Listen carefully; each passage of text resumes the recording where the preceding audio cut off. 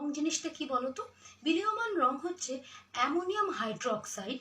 এই দ্রবণে যদি ফেনলকথালিন এই নির্দেশকটা দেওয়া হয় তাহলে এই দ্রবণের বর্ণ গোলাপি হয়ে যায়। এবার এই গোলাপি বর্ণের দ্রবণটাকে যদি একটা সাদা জামার মধ্যে দেওয়া হয়, অবভিয়াসলি জামাটা গোলাপি হয়ে যাবে।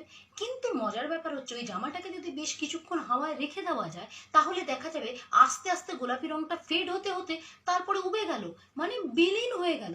সেই জন্য এইটাকে বলে বিলীয়মান রং। আচ্ছা, কেন উবে গেল, মানে কেসটা কি?